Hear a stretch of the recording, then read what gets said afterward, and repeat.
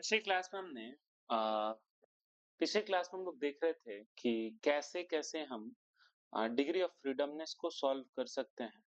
एक बार और हम आगे उसी टॉपिक को बढ़ाएंगे, एक बार डिस्कस करते हुए रफली। ठीक है, जैसे हमने देखा डिग्री ऑफ फ्रीडमनेस बेसिकली हमें फिजिक्स में सीखना होता है। तो डिग्री ऑफ फ्रीडमनेस थोड़ा बहुत समझ लेते हैं फिर से एक बार और, पिछले पार्ट में भी हमने समझा था।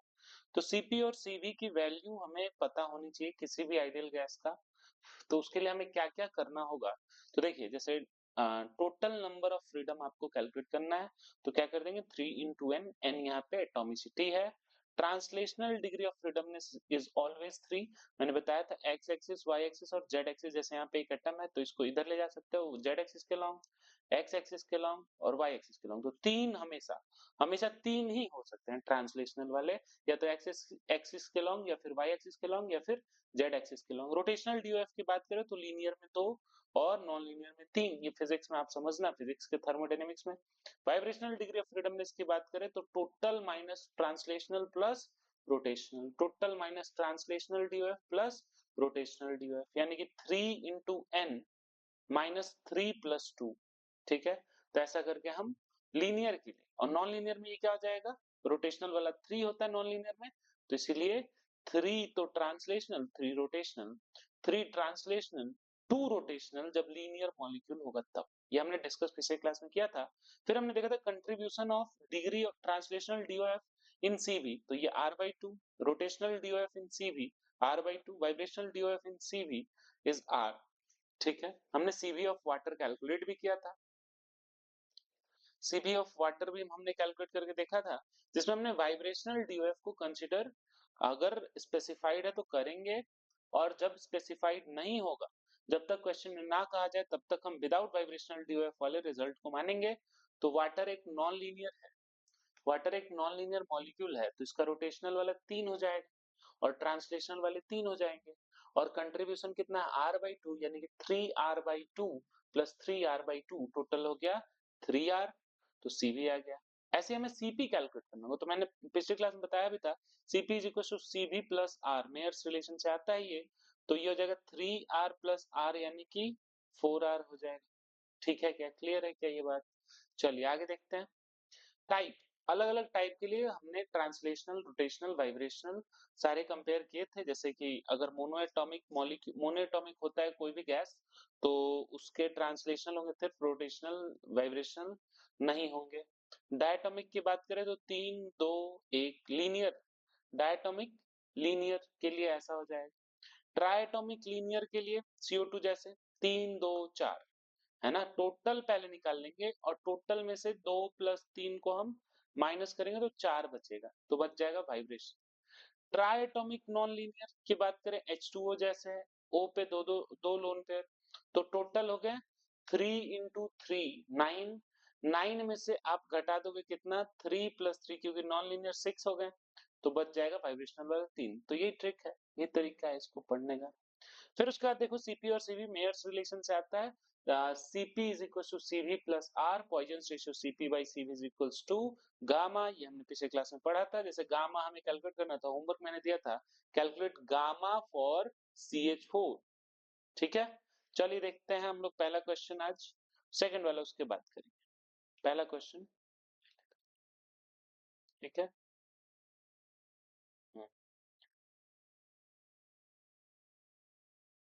कॉपी कर लेते हैं, इसको हम हटा दें। चलिए तो आगे बढ़ते हैं।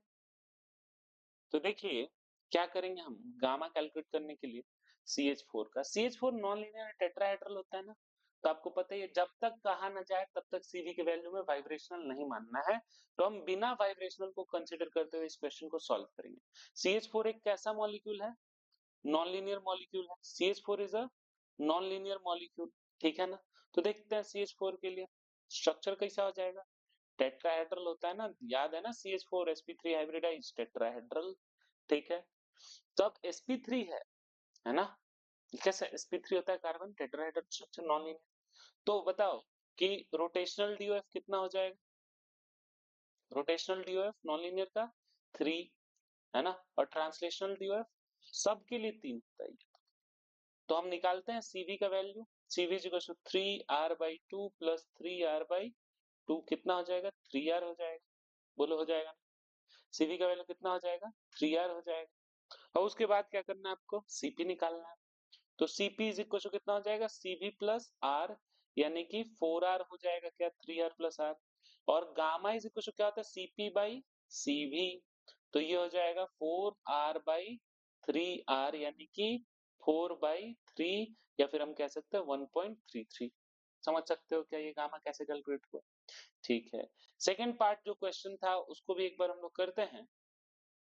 सेकेंड पार्ट जो क्वेश्चन था उसको भी हम लोग करते हैं, डिस्कस करते हैं। जैसे ये क्वेश्चन मैंने दिया था, एक और क्वेश्चन होमवर्क आपको। देखिए इसमें क्या है, calculate the amount of heat required to raise the temperature of 2 moles of an ideal gas from 300 Kelvin to 400 Kelvin in a constant volume container। तो Q भी कैलकुलेट करना है आपको। तो Q भी इज इक्वल टू क्या हो जाएगा? NCV dt। अब देखो CV ना T के टर्म्स में दिया हुआ है। CV देखो T के टर्म्स में दिया हुआ है, 20 minus 10 to the power -3T, है ना? 20 माइनस, ऐसे क्वेश्चंस मेंस में आते हैं, नीट में ऐसे क्वेश्चंस नहीं आते, कोई बात नहीं, फिर भी हमें पता होना चाहिए। क्या पता बहुत हार्ड क्वेश्चन आ जाए, हार्ड पेपर आ जाए, तो वैसे सिचुएशन के लिए हमें प्रिपेयर्ड रहना चाहिए। तो हम इसको इंटीग्रेट करेंगे कहां से कहां तक? 300 केल्विन से 400 केल्विन तक कर सकते हैं इंटीग्रेट। तो CV का वैल्यू दिया हुआ है 20, यहाँ पे मोल्स कितने दिए हुए? 2 मोल्स, तो N का वैल्यू हम रख देते हैं 2। 2 इंटू CV का इंटीग्रेशन करोगे 300 से 400 तक, CV का वैल्यू पुट करते हैं 20 minus 10 to the power -3T, और इधर हो गया dt। इंटीग्रेट करोगे तो क्या बन जाएगा? 20T। देखो क्या बन जाएगा, ये बन जाएगा 20T minus 10 to the power -3T/2। कहां से कहां तक लिमिट रखोगे? 300 से 400, और इसको मल्टीप्लाई कर देंगे 2 से। तो QV का वैल्यू कैलकुलेट क्यों नहीं होगा? एक बार हम 400 पुट करेंगे, उसमें से माइनस कर देंगे 300 वाले वैल्यू को, तो Q का वैल्यू आ जाता है इसमें 4070 जूल्स। आंसर एक बार करना तुम वैल्यूज पुट करके, पक्का आएगा आंसर। ठीक है ना? नहीं आएगा तो ग्रुप है उस पर मैसेज करना, नहीं आ रहा है सर आंसर। ठीक है ना? आगे बढ़े? चलिए बेटा जी आगे बढ़ते हैं हम लोग, अगले क्वेश्चन की तरफ बढ़ते हैं। और जब तक क्वेश्चन में ना कहा जाए तब तक हमें वाइब्रेशनल DOF को कंसिडर नहीं करना। तो एक नोट पॉइंट और लिखेंगे। पहला नोट पॉइंट था कि जब तक क्वेश्चन में स्पेसिफाइड ना हो हम उसको वाइब्रेशनल DOF को, डिग्री ऑफ फ्रीडम को कैलकुलेट कंसिडर नहीं करेंगे कैलकुलेशंस में। ठीक है। नेक्स्ट नोट पॉइंट है, देखिए फॉर आइडियल गैस, देखिए for ideal gas for ideal gas CP is greater than CV। सही बात है ना? CP is greater than CV, क्योंकि CP is equal to CV plus R है, तो उसमें R ऐड होगा CV में, तब CP का वैल्यू आएगा। इसका मतलब वो बड़ा है, तभी तो। For ideal gas CP is greater than CV at constant pressure. देखो एक बात सुनना, at constant pressure a part of, press लिख रहे हैं शॉर्ट में, a part of heat a part of heat provided is converted is con is converted a part of heat provided is converted into work। ठीक है। apart from converting into internal energy, apart from, हम लोग first law अभी नहीं पढ़े, first law of thermodynamics, उसके according देखेंगे इसको, स्टेटमेंट को कंपेयर करेंगे। apart from converting into internal energy, internal energy, ठीक है, apart from converting into internal energy, whereas at constant volume all heat is provided is provided is converted into is converted into internal energy, is converted into internal energy। ध्यान रहेगा क्या ये बात? सुनो एक बार और सुनो। देखो जब हम कांस्टेंट प्रेशर पे हीट देते हैं सिस्टम को, तो इंटरनल एनर्जी में जाता ही है ना? Is converted in work apart from converting into internal energy. Internal energy में कन्वर्ट होने के अलावा वर्क में भी हीट जाता है, वर्क के फॉर्म में भी हीट जाता है। वेयर एज कॉन्स्टेंट वॉल्यूम पे ऐसा क्या होता है, heat is provided, is converted into internal energy. Heat जो भी दिया जाता है वो किसमें चला जाता है, कांस्टेंट वॉल्यूम पे जितना हीट दिया जाएगा वो इंटरनल एनर्जी में चला जाएगा। ठीक है, चलो तो एक चीज देखते हैं हम लोग, एक चीज देखते हैं इसके हेल्प से, जैसे जो स्टेटमेंट है ना वो कैसे ट्रू है, आइए समझते हैं। फर्स्ट लॉ ऑफ थर्मोडायनेमिक्स जब हम पढ़ेंगे तो उसमें देखेंगे delta U is equal to Q plus W होता है ना, delta U is equal to Q plus W. तो कांस्टेंट वी पे बताओ, कांस्टेंट वॉल्यूम पे वर्क डन जीरो होता है ना, T delta V, P delta V zero constant volume पे। तो यहाँ पे QV is equal to constant volume पे जो भी हीट दो वो किसमें चला जाएगा, डेल्टा यू में। लेकिन कांस्टेंट प्रेशर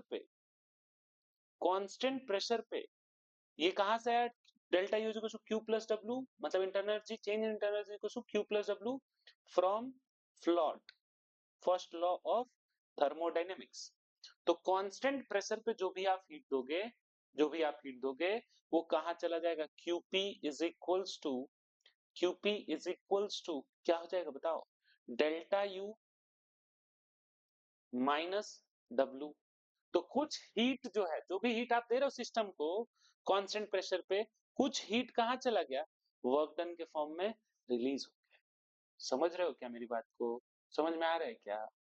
नहीं आ रहा तो बताना, है ना? तो यहाँ पे QP is equal to delta U minus W हो गया, यानी कि वर्क डन के टर्म्स में कुछ हीट क्या हो गया, रिलीज हो गया। लेकिन जब हम कांस्टेंट वॉल्यूम पे बात कर रहे थे बेटा जी, वहां पे क्या दिख रहा था आपको, वहां पे दिख रहा था कि जो भी हीट हम दे रहे हैं वो इंटरनल एनर्जी में कन्वर्ट हो रहा है, यानी कि कांस्टेंट वॉल्यूम पे heat provided is equal to change in internal energy. ध्यान रहेगा क्या? ठीक है। लेकिन कांस्टेंट प्रेशर पे जो हम हीट देते हैं वो पूरी तरह से नहीं जाता है वर्क में, सॉरी नहीं जाता है इंटरनल एनर्जी में। तो QP is equal to delta U minus minus P delta V, यही था ना वर्क डन का फॉर्मूला। तो ये हो गया delta U minus P delta we. ध्यान रखेंगे इसको, इसको यूज करेंगे आगे भी, इसको आगे भी जब इंथैल्पी पढ़ेंगे ना तब यूज करेंगे।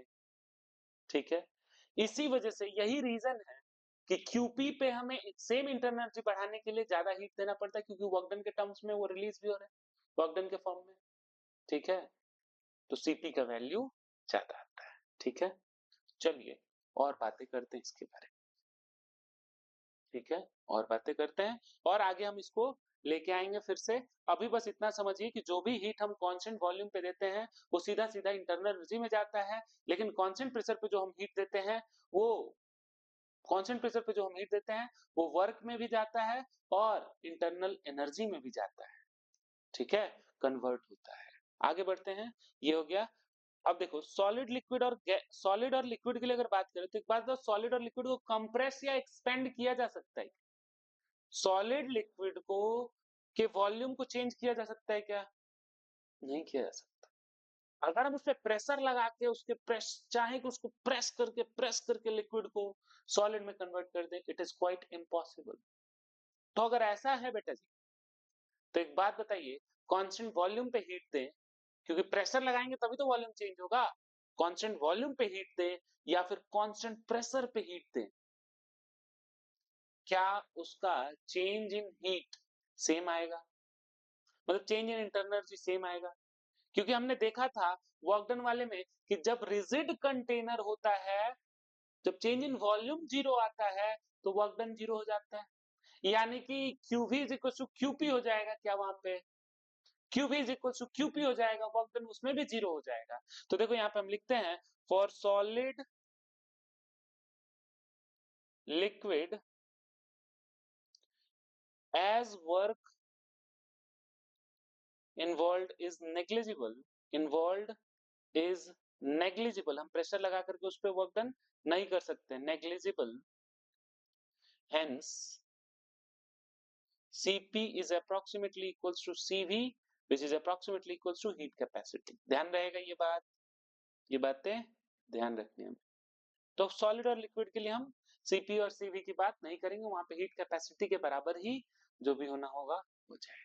Heat capacity at constant pressure हो या heat capacity at constant volume हो, सब कुछ इक्वल हो, क्योंकि प्रेशर और वॉल्यूम से उस पे फर्क नहीं पड़ता सॉलिड और लिक्विड पे। ठीक है, आइए नेक्स्ट टॉपिक हमारा internal energy. Next energy term है इंटरनल एनर्जी, तो लिखेंगे हम इंटरनल एनर्जी। इंटरनल एनर्जी, अब तुम सोचो कि कोई गैस है तुम्हारे पास, उसमें कौन कौन से इंटरनल एनर्जी हो सकते हैं बेटा जी? कौन कौन से इंटरनल एनर्जी हो सकते हैं? बहुत सारे हो सकते हैं सर, जैसे kinetic energy, potential energy, electron spin energy, electron move कर रहा है, इलेक्ट्रॉन का काइनेटिक एनर्जी, इलेक्ट्रॉन का potential energy, electrostatic energy, nuclear energy, electron spin energy, और भी ना जाने फलाना ढिमकाना एनर्जी हो सकते हैं। ठीक है, बहुत सारे एनर्जी हो सकते हैं, तो उन सारे एनर्जी को ऐड करना है हमें, और वो हो जाएगा किसी भी सिस्टम का इंटरनल एनर्जी। देखिए हमने पहले ही पढ़ रखा है कि internal energy is a state function, तो बताइए हम लिख देते हैं यहाँ पे पहला point, it is a state function. Path function में दो ही थे, हीट और वर्क, दोनों हमने पढ़ लिया।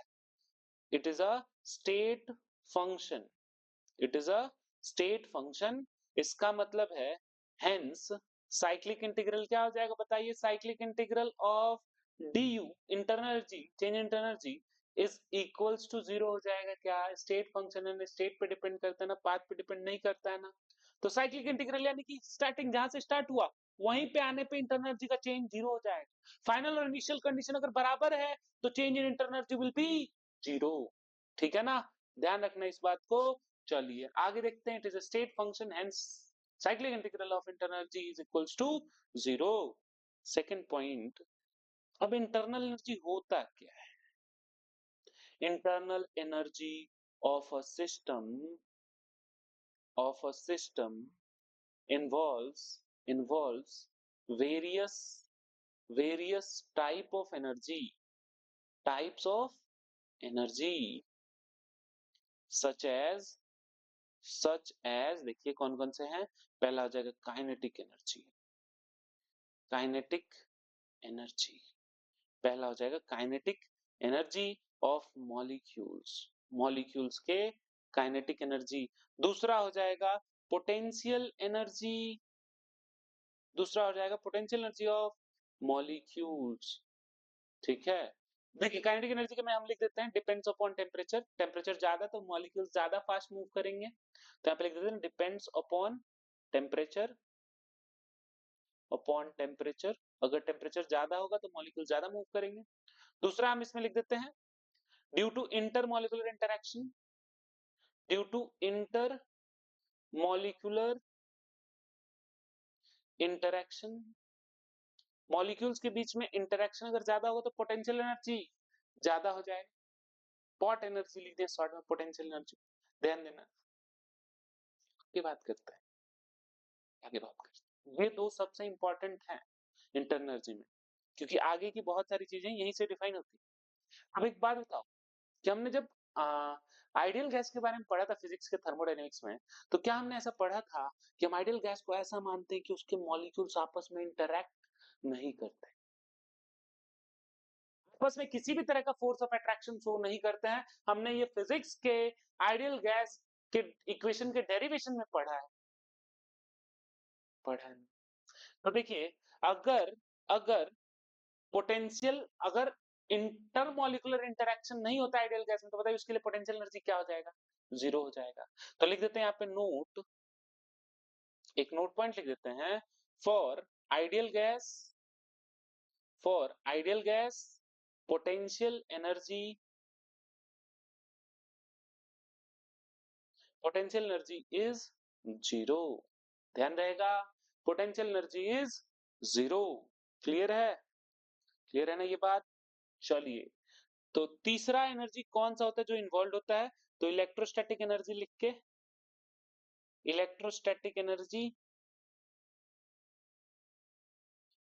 बिटवीन न्यूक्लियस एंड, बिटवीन कहाँ कहाँ लगता है, between nucleus and electrons of atom, atoms, ठीक है।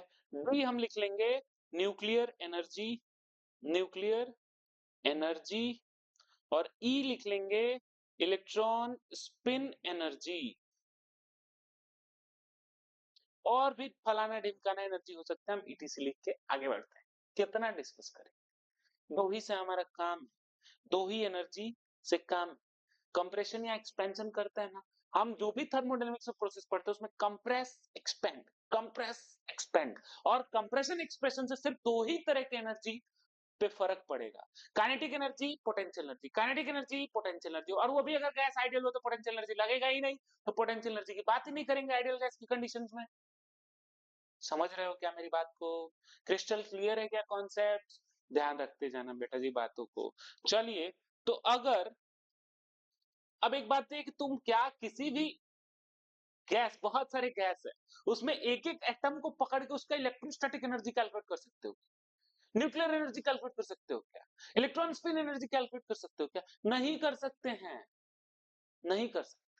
It is quite impossible to calculate the exact value of internal energy, इसीलिए हम जब भी बात करेंगे तो चेंज इन इंटरनल एनर्जी की बात करेंगे। तो लिखिए, so so absolute value, absolute value of internal energy, of internal energy can not be calculated, can not be calculated.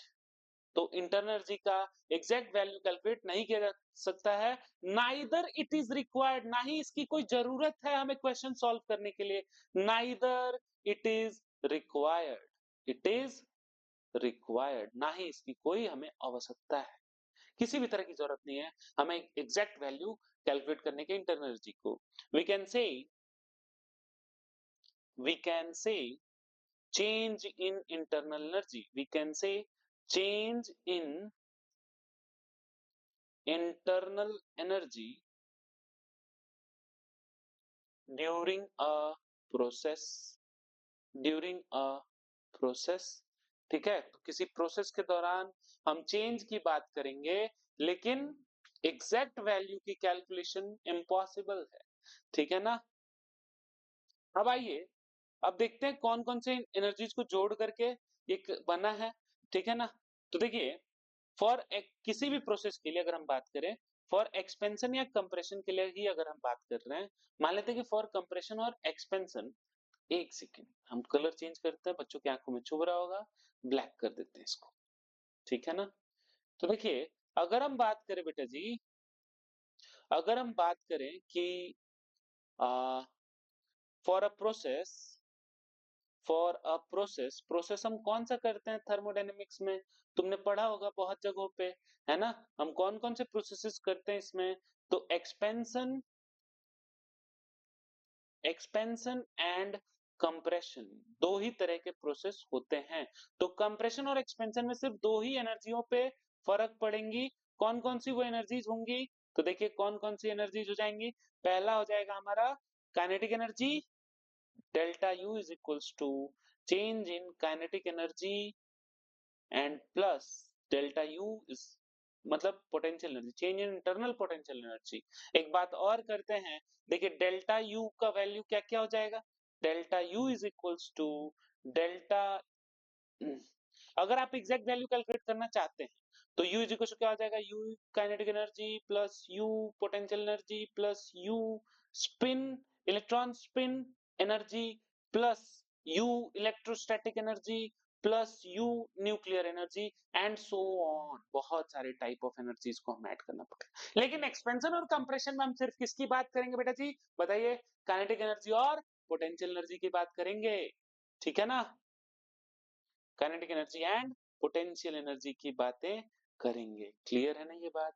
तो देखिए delta U is equal to delta U plus U kinetic energy plus delta U potential energy. लेकिन उसमें भी अगर ideal gas के बारे में बात करेंगे, और जनरली नीट में ऐसे ही क्वेश्चन आते हैं जिसमें आइडियल गैस के बारे में बात करते हैं, तो आइडियल गैस में delta U is U potential energy is equals to मतलब change in internal energy due to potential energy, change in internal energy due to potential energy is equals to 0। किसके लिए? आइडियल गैस के लिए, ideal gas के लिए। Sir इसका ये मतलब है कि हम इंटरनल एनर्जी की जब भी बात करेंगे चेंज इन इंटरनल एनर्जी की, तो क्या वो change in internal energy due to kinetic energy ही सिर्फ होगा? यस। अच्छा तुम्हें ये भी पता है कि जब टेम्परेचर को चेंज करोगे तभी काइनेटिक एनर्जी चेंज होगा। इसका मतलब है आइडियल गैस में जब तक तुम टेम्परेचर चेंज नहीं करोगे तब तक उसका इंटरनल एनर्जी चेंज होगा क्या? बोलो बोलो, होगा क्या? नहीं होगा ना। इसका मतलब है कि u is the function of t। Maths वाले बच्चे इसको अच्छे से समझते हैं। फंक्शन का मतलब डिपेंडेंसी। इंटरनल एनर्जी का वैल्यू किस पे डिपेंड करेगा? टेम्परेचर पे। किसके लिए? आइडियल गैस के लिए, फॉर आइडियल गैस के लिए। और रियल गैस के लिए हमें बात नहीं करना है, नीट में जेई में बात करना होता है। चलिए थोड़ा सा बात कर लेते हैं, जेई वाले बच्चों का भी भला हो जाए। as u is a state function, as u is a state function, u क्या होता है? एक स्टेट फंक्शन होता है ना। Internal energy is a state function. तो बताइए u is the function of p v t n, p v t n। और एक्सपेंशन और कंप्रेशन में हम ऐसा मान के चलते हैं कि मोल्स की कोई अदला बदली नहीं होती है। फॉर एक्सपेंशन, और हम जो भी प्रोसेस पढ़ेंगे किसके लिए पढ़ेंगे? एक्सपेंशन, है ना। फॉर एक्सपेंशन, कंप्रेशन, एक्सपेंशन या फिर कंप्रेशन के लिए अगर हम बात कर रहे हैं, एक्सपेंशन या फिर कंप्रेशन के लिए अगर हम बात कर रहे हैं, तो बताइए मोल्स इज इक्वल्स टू क्या हो जाएगा? कांस्टेंट हो जाएगा क्या? बोलो बोलो, कांस्टेंट होगा ना। तो u is the function of p v t। और pvt, pvt को nrt से pvt आपस में इंटर रिलेटेड है, तो हम लिख देते हैं यहाँ पे as pvt, pvt are interrelated, are interrelated. अगर दो को कांस्टेंट कर देंगे तो तीसरा अपने आप कांस्टेंट हो जाता है। आपको पता है पीवीजी को एनआरटी से एज इंटर रिलेटेड, तो हम लिख देंगे u is the function of pv और u is the function of vt, vt और u is the function of, u is the function of, और u is the function of v, pv हो गया, vt हो गया, pt। अब इसमें से किसी एक को यूज करके ना, पता है क्या करोगे तुम? किसी एक को यूज करना है हमें, और फाइनली उसी से फॉर्मूला डिराइव कर देना। याद आ रहा है कि कुछ Euler's theorem, properties of state function में हमने पढ़ा था, यूलर्स थ्योरम, जिससे हम डेरिवेशन करते हैं इंटरनल एनर्जी या फिर किसी भी स्टेट फंक्शन का फॉर्मूला। चलिए डिराइव करते हैं, मजा आएगा, है ना। देखिए अब u is the function of vt, जैसे वहां पे हमने देखा था, हमने मान लिया था कि ये phi is a state function, तो वो दो चीजों पे डिपेंड करता था, तो दोनों के रिस्पेक्ट में बारी बारी से पार्शियल डिफरेंशिएशन करते थे। वही काम करना है हमें। तो चेंज इन इंटरनल एनर्जी भी क्या है? एक स्टेट फंक्शन है। तो du is equals to del u by del v keeping t constant into dv plus del u by del t keeping v constant into dt। Clear है क्या ये बात? बोलो बोलो, क्लियर है क्या? अगर टेम्परेचर कांस्टेंट, अगर टेम्परेचर कांस्टेंट, तो ये कांस्टेंट टेम्परेचर पे, कांस्टेंट टेम्परेचर है ना। देखो ना इसको हम कैसे पढ़ते थे, याद आ रहा है क्या? कुछ याद आ रहा है क्या तुम्हें? इसको हम पढ़ते थे differentiation of u with respect to v keeping t constant, और t कांस्टेंट तो internal energy zero, t constant तो internal energy zero ideal gas. समझ रहे हो क्या? आइडियल गैस के केस में वो जीरो हो जाएगा। तो ये हम internal energy at constant temperature लिखेंगे। यहाँ पे हो गया कांस्टेंट T, और यहाँ पे हो गया कांस्टेंट V, कांस्टेंट V। बोलिए।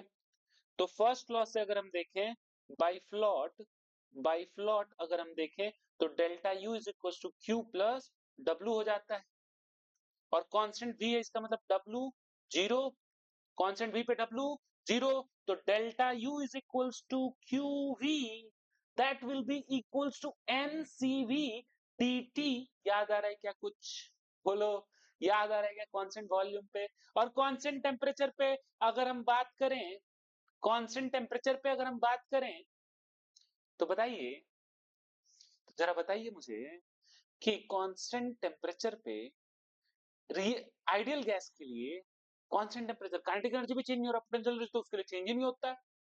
पोटेंशियल एनर्जी का कोई मतलब ही नहीं, क्योंकि मॉलिक्यूल्स आइडियल गैस के आपस में इंटरेक्ट ही नहीं करते हैं, और इंटरेक्ट नहीं करेंगे तो कहां से वो पोटेंशियल एनर्जी, मतलब कहां से वो इंटर एनर्जी में चेंज आएगा, पोटेंशियल एनर्जी की वजह से नहीं आएगा। तो टेम्परेचर चेंज कांस्टेंट कर दोगे अगर, तो बचा कुचा काइनेटिक एनर्जी था उसके पास, वो भी चेंज होने से रहा, टेम्परेचर कांस्टेंट कर दिए तो, है ना। तो इसका मतलब है बेटा जी, इसका ये मतलब है इसका ये मतलब है कि internal energy, change in energy for ideal gas क्या हो जाएगा, आइडियल गैस के लिए QV के बराबर हो जाएगा, delta U is equal to QV। तो देखिए रियल गैस के लिए, आइडियल गैस के लिए तो हो गया, for real gas, for real gas formula बनता है du is equals to NCV dt plus del U by del V keeping T constant into dV।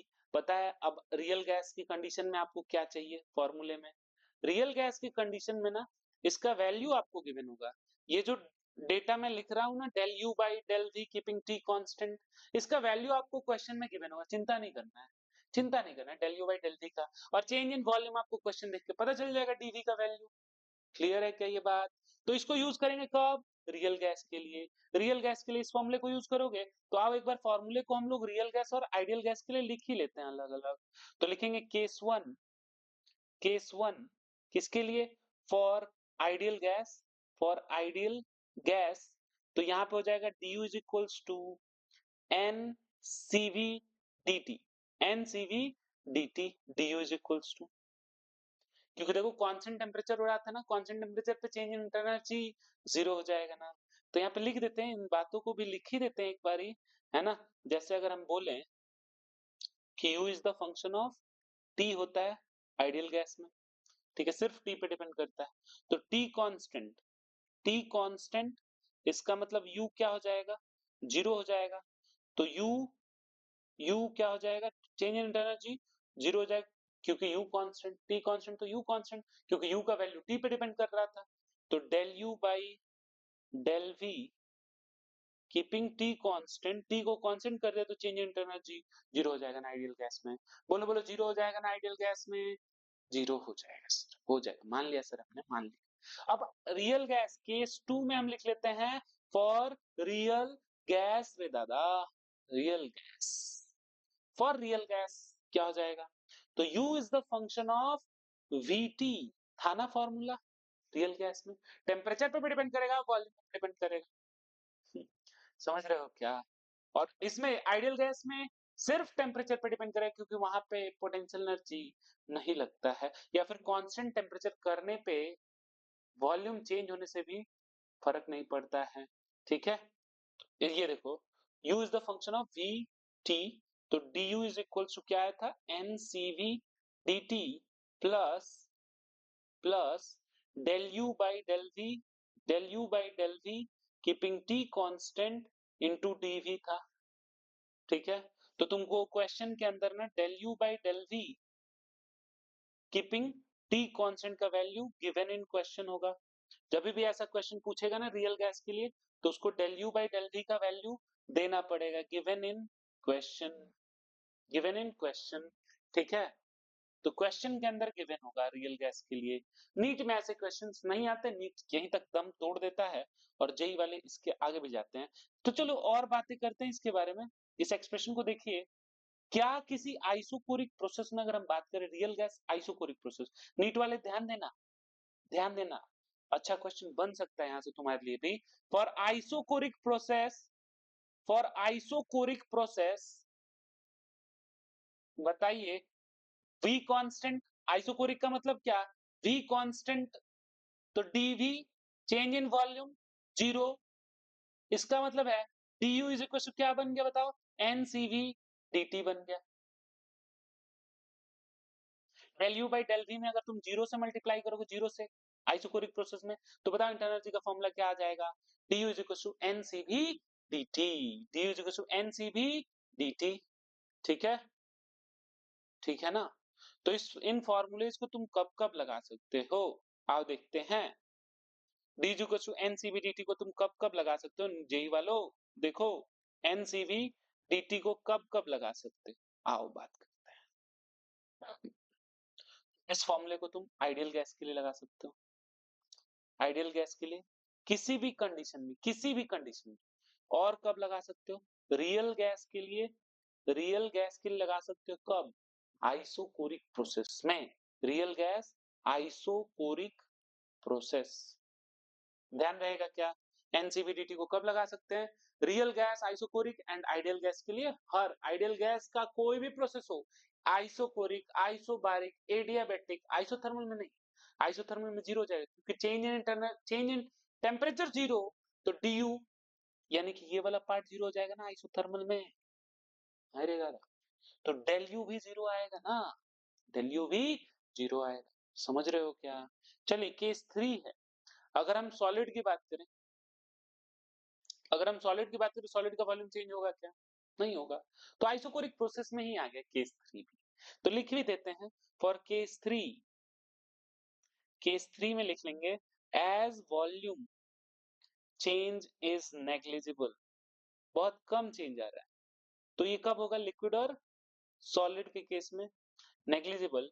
तो dv is equals to zero, approximately equals to zero, और approximately zero है तो du is equals to ncv dt formula plus del u by del v keeping t constant into dv। तो ये value अगर zero है तो ये पूरा क्या हो जाएगा? जीरो हो जाएगा।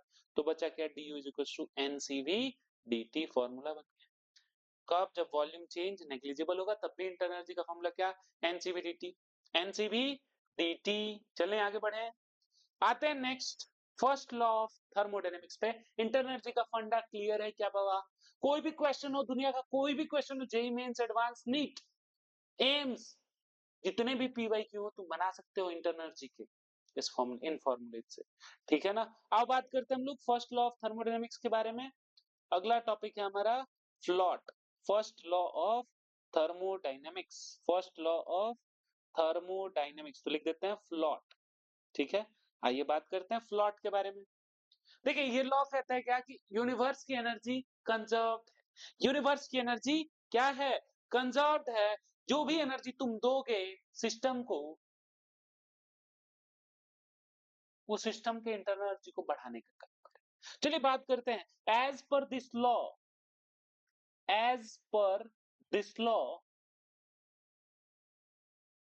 as per this law, energy of universe, energy of universe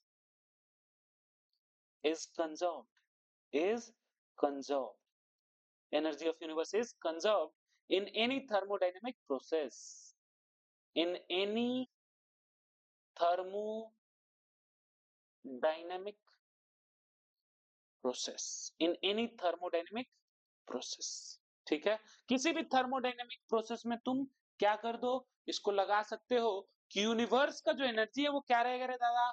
conserve रहेगा। आइए बात करते हैं, एक सिस्टम लेते हैं, एक सिस्टम है हमारे पास, आपके पास सिस्टम है ये, यहाँ पे पिस्टन लगा देते हैं। मान लेते हैं कि आपने कुछ इसको हीट दिया, इसके पास U1 एनर्जी था।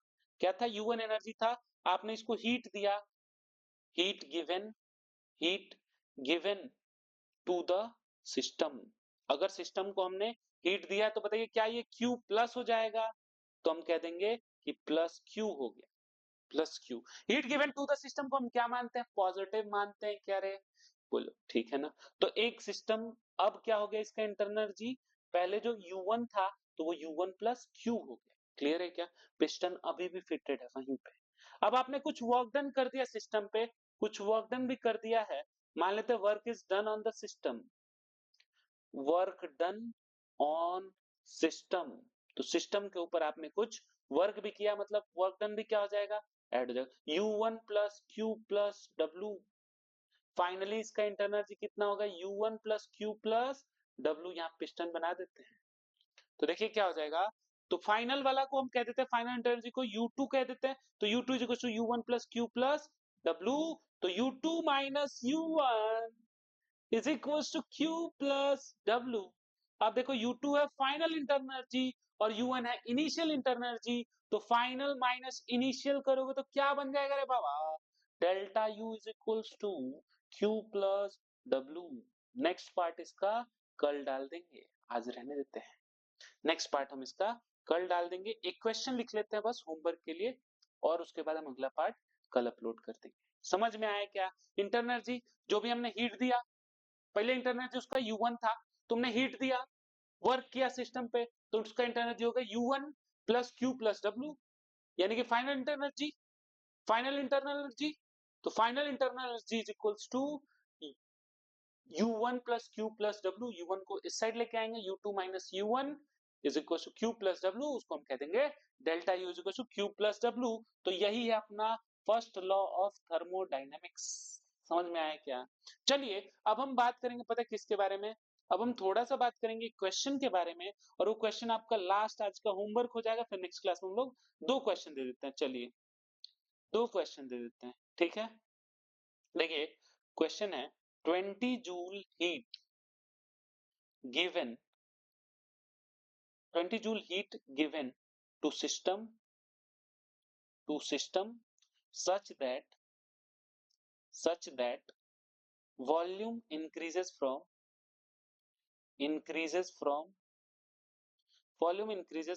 0.01 liter to 0.03 liter against constant external pressure of 20 bar calculate पहला वर्क डन आपको कैलकुलेट करना है, दूसरा आपको डेल्टा यू कैलकुलेट करना है, तीसरा आपको इसमें बताना वर्क डन बाय सिस्टम, और बाय सिस्टम लिख देगा तो माइनस प्लस लगाने का कोई जरूरत नहीं है, सिस्टम ही वर्क कर रहा है, कितना कर रहा है, अब उसके लिए माइनस प्लस थोड़ी लगाएंगे, ठीक है? तो ये करना है तीन क्वेश्चन आपको, तीन क्वेश्चन के बाद हम लोग अगली क्लास में और क्वेश्चंस करेंगे, ग्राफ वाले क्वेश्चंस करेंगे वर्क डन के, और अच्छे से नेक्स्ट कॉन्सेप्ट हम लोग अगली क्लास में पढ़ेंगे। आज के लिए बस इतना ही, thank you very much, see you all in next lecture. पूरे लेक्चर्स को फॉलो करते जाओ, मजा आएगा, बहुत मजा आने वाला है। Thank you very much.